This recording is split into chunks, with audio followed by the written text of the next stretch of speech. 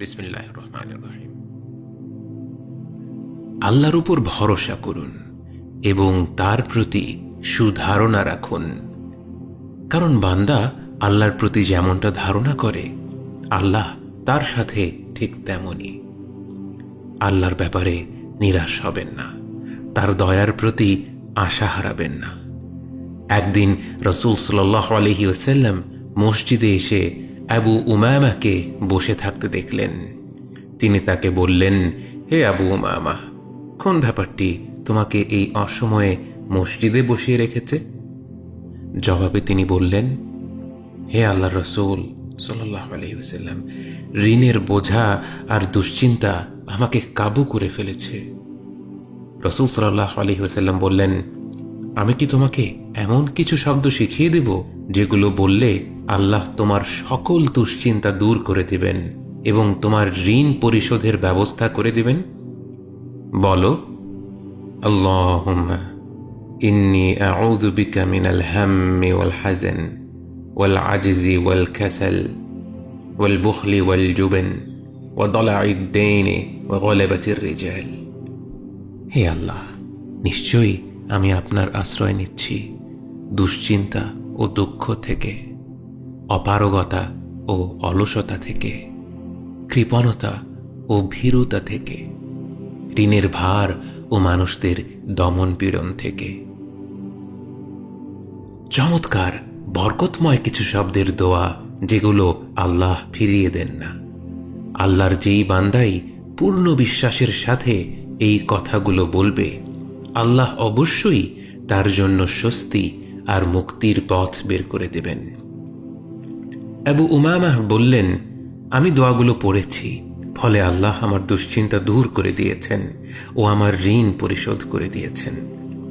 আরবিতে আলহাম হল ভবিষ্যৎ নিয়ে এমন চিন্তা যা আপনার মনকে ভারী করে রাখে, আর হাজেন হল অতীতে ঘটে যাওয়া কিছু নিয়ে ব্যথিত হওয়া। এই দোয়ায় দুটি ব্যাপারকেই উল্লেখ করা হয়েছে, অতীতের কষ্ট এবং ভবিষ্যৎ নিয়ে উদ্বেগ। মানুষ প্রকৃতপক্ষে খুবই দুর্বল, তার ওপরে একটার পর একটা দুশ্চিন্তার ঝড় বয়ে যায়। সে একটি চিন্তা থেকে বের হতে না হতেই আরেকটি চিন্তা তাকে ঘিরে ফেলে। একটি বিপদ কাটতে না কাটতেই আরেকটি বিপদে পতিত হয়। আল্লাহ বলেন, লাকাদ খালাকনাল ইনসানা ফি কাবাদ, অর্থাৎ নিশ্চয়ই আমরা মানুষকে কষ্টের মধ্যে সৃষ্টি করেছি, এবং এই কষ্ট দুশ্চিন্তা দূর করতে পারেন একমাত্র সেই আল্লাহ যিনি মানুষকে সৃষ্টি করেছেন। হে আমার ভাই, আল্লাহ আপনার কল্যাণ চেয়েছেন যখন তিনি আপনাকে কোনো বিপদ দ্বারা পরীক্ষা করেন এবং সেই বিপদে ধৈর্য ধারণের তৌফিক দান করেন। আল্লাহ আপনার কল্যাণ চেয়েছেন যখন তিনি আপনাকে পরীক্ষা করেন, ফলে আপনার হৃদয় ভেঙে গিয়ে তাঁর দিকেই ফিরে। আল্লাহ আপনার কল্যাণ চেয়েছেন যখন আপনি আপনার মনকে একমাত্র তার দিকে ফিরিয়ে আপনার সকল দুঃখ কষ্ট তার কাছে একান্তে ব্যক্ত করেন, আর আপনার হৃদয় বলে ওঠে, হে আমার মালিক, আপনি কার কাছে আমাকে ছেড়ে দিচ্ছেন? আপনারই কোনো এক দুর্বল বান্দার কাছে যে আমার প্রয়োজন শুনে বিরক্ত হয়, নাকি এমন এক শত্রুর কাছে যাকে আপনি আমার উপর ক্ষমতা দিয়েছেন? হে আল্লাহ, আপনি ছাড়া এই অসহায় বান্দার ডাকে কে সাড়া দেবে? আপনিই তো আপনার নবী আইয়ুব আলাইহিস সালামকে তার রোগ থেকে মুক্তি দিয়েছিলেন। আপনিই তো ইউনুস আলাইহিস সালামকে মৃত্যুর মুখ থেকে ফিরিয়ে এনেছিলেন। আপনি তো আপনার বান্দাদের বিপদ আপদ থেকে উদ্ধার করেন। হে আল্লাহ, আমার কোনো কৃতকর্মের কারণে আপনার রহমতের ভাণ্ডার থেকে আমাকে বঞ্চিত করবেন না। তার কাছে দোয়া করতে থাকুন, বিনয়ের সাথে মিনতি করুন, কারণ আল্লাহর কসম, তিনি আপনার প্রতি আপনার নিজের থেকেও বেশি দয়ালু।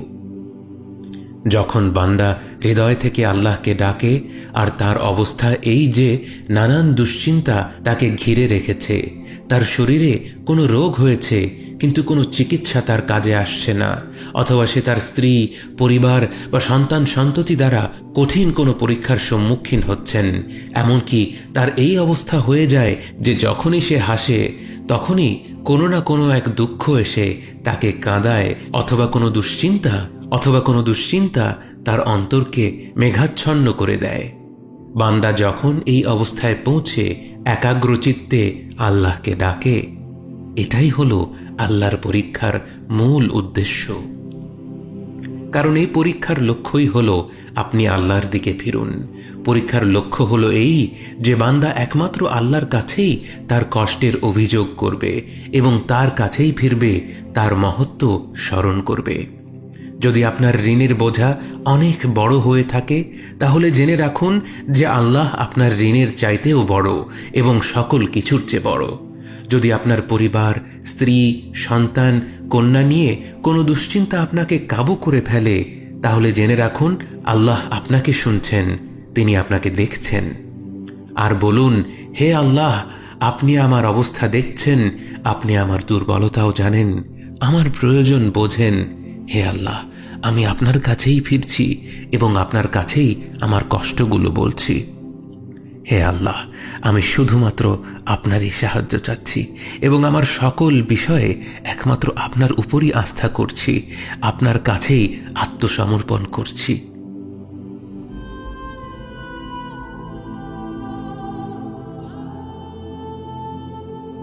আপনি যদি এই দোয়াগুলো দিয়ে বিপদের মোকাবেলা করেন, আপনি অবশ্যই সেই বিপদ থেকে মুক্তি পাবেন। আপনার কঠিন দায়িত্বগুলো সহজ হয়ে যাবে। আল্লাহ যখন আপনার কষ্ট লাঘবের সিদ্ধান্ত দিবেন, তখন আপনার বিপদ থেকে এমনভাবে মুক্তির পথ বের হয়ে যাবে যা আপনি কখনো কল্পনাও করেননি। যখন কোনো বান্দার জন্য দুনিয়া সংকীর্ণ হয়ে আসে, বিশেষ করে যখন আপনাকে মানুষ পরিত্যাগ করে, এবং বিশেষ করে এমন কেউ যার ওপর আপনি আস্থা রাখতেন কিন্তু সে আপনাকে নিরাশ করেছে, আপনি আল্লাহর পরে তার উপরই আশা রাখতেন অথচ সে আপনাকে লাঞ্ছিত করেছে, সেই সময় জেনে রাখবেন যে আল্লাহ চাচ্ছেন আপনি তার শরণাপন্ন হন। এই পৃথিবীর সবচেয়ে সুখী মানুষ হচ্ছে সে যে আল্লাহর দিকে তার মুখ ফেরায়। এই পৃথিবীর সবচেয়ে সুখী মানুষ সে যে আল্লাহর কাছে তার হৃদয় সমর্পণ করে। ওয়ামান আহসানা দীনা মিম্মান আসলামা ওয়াজহাহু ইলাল্লাহি ওয়া হুয়া মুহসিন। তার চাইতে উত্তম ধর্ম কার যে আল্লাহর নির্দেশের সামনে তার মস্তক অবনত করে এবং সৎ কাজে নিয়োজিত থাকে। যখন আপনাকে মানুষ লাঞ্ছিত করার চেষ্টা করে, তখন জেনে রাখুন যে সম্মান বা লাঞ্ছনা কোনোটাই তাদের হাতে নেই। আর মানুষের কাছে সাহায্য চেয়ে যখন আপনাকে অসম্মানিত হতে হয়, তখন জেনে রাখুন যে তারা তাদের নিজেদেরই কোনো উপকার বা অপকারের কর্তৃত্ব রাখে না। যখন আপনার বিপদ কঠিন হয়ে যায়, যন্ত্রণা তীব্র হয়ে যায়, স্ত্রীর কারণে, পরিবারের কারণে, ভাইয়ের কারণে বা বোনের কারণে বা বন্ধুদের কারণে, যখন মানুষের দেয়া ব্যথায় আপনি দিশেহারা হয়ে যান, তখন মনে রাখবেন যে আপনার একজন মালিক রয়েছে যিনি আপনাকে কখনোই নিরাশ করবেন না। আপনার একজন রব রয়েছেন যিনি সকল অভিযোগ শোনেন, যিনি সবচেয়ে লুকায়িত গোপন বিষয়গুলো জানেন এবং শোনেন। মনে রাখবেন যে আপনার একজন মালিক রয়েছেন যিনি আপনার প্রতি আপনার নিজের নফসের থেকেও দয়াবান, যিনি আপনাকে ভালোবাসেন এবং ভালোবাসেন যে আপনি তার কাছেই আশ্রয়ের জন্য ছুটে যান আর তাকেই আপনার দোয়ায় ডাকেন। আল্লাহ আইয়ুব আলাইহিস সালামকে নেয়া কঠিন পরীক্ষার কথা উল্লেখ করে বলেন, ওয়া আইয়ুবা ইয নাদা রাব্বাহু আন্নী মাসসান্নী আদ-দুর ওয়া আনতা আরহামুর রাহিমিন। এবং স্মরণ করুন আইয়ুবের কথা, যখন তিনি তার পালনকর্তাকে আহ্বান করে বলেছিলেন, আমি দুঃখ কষ্টে পতিত হয়েছি এবং আপনি দয়াবানদের চাইতেও সর্বশ্রেষ্ঠ দয়াবান। অতঃপর আল্লাহ বলেন, ফাস্তাজাবনা লাহু ফাকাশাফনা মা বিহি মিন দুর ওয়া আতাইনাহু আহলাহু ওয়া মিথলাহুম মা'হুম রাহমাতাম মিন ইনদিনা ওয়া যিকরা লিল আবিদিন। অতঃপর আমি তার আহ্বানে সাড়া দিলাম এবং তার দুঃখ কষ্ট দূর করে দিলাম এবং তার পরিবারবর্গ ফিরিয়ে দিলাম, আর তাদের সাথে তাদের সমপরিমাণ আরও দিলাম আমার পক্ষ থেকে কৃপাবশত। আর এটা ইবাদতকারীদের স্মরণ করিয়ে দেওয়ার জন্য উপদেশ স্বরূপ। কিছু আলেম বলেছেন ইবাদতকারীদের স্মরণ করিয়ে দেওয়ার জন্য উপদেশ স্বরূপ পবিত্র কোরআনে এই কথাটি উল্লেখ করার উদ্দেশ্য হলো এই যে আপনিও যদি আল্লাহকে পূর্ণ বিশ্বাসের সাথে ডাকেন, ঠিক যেভাবে আইয়ুব আলাইহিসসালাম ডেকেছিলেন, তবে আল্লাহ আপনার ডাকে ঠিক তেমনভাবেই সাড়া দিবেন যেভাবে তার নবী আইয়ুব আলাইহিসসালামের দোয়ার জবাব দিয়ে তার এবং তার পরিবারের সকল দুঃখ কষ্ট দূর করে দিয়েছিলেন। সুবহানাল্লাহ। হতে পারে আপনি এখন সুখেই জীবনযাপন করছেন, আপনি আপনার বাড়িতে নিরাপদে আছেন, শারীরিকভাবে সুস্থ আছেন, আপনার দৈনিক রিজিক নিয়ে চিন্তা করতে হয় না। আর এভাবে চলতে থাকতে থাকতেই কোনো এক সময়ে আল্লাহ আপনাকে পরীক্ষা করতে চান। ফলে আপনি দেখেন যে আপনার উপর একটার পর একটা বিপদ মুসিবত এসে আপতিত হয়, ঋণের বোঝা চতুর্দিক থেকে ঘিরে ফেলে।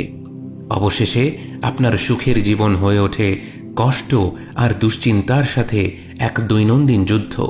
আপনার স্ত্রী অভিযোগ করে, আপনার সন্তান অভিযোগ করে, নানান উদ্বেগ, বিষণ্ণতা আর দুঃখের মাঝে আপনি ডুবে যান। বিস্তৃত এই জমিন আপনার জন্য হয়ে যায় অত্যন্ত সংকীর্ণ, আলোকিত এই পৃথিবী হয়ে যায় আপনার জন্য অন্ধকার। ঠিক তখনই জেনে রাখবেন যে একমাত্র আল্লাহর প্রতি দৃঢ় বিশ্বাসী আপনার জীবনের সংকীর্ণতা দূর করে প্রাচুর্য এনে দিতে পারে, অন্ধকার দূর করে আবার আলোকিত করে দিতে পারে। আপনি জেনে রাখবেন যে আল্লাহ আপনার প্রতি আপনার নিজের থেকেও বেশি দয়াবান। একমাত্র এই বিশ্বাসটাই আপনার সকল দুশ্চিন্তা ও বিষণ্ণতা মুছে দেবে। কে আছে এমন যে আল্লাহর দরজায় দাঁড়িয়েছে কিন্তু আল্লাহ তাকে তাড়িয়ে দিয়েছে? তিনি তো সবচাইতে উদার, মহা দয়ালু, মায়ার সাগর।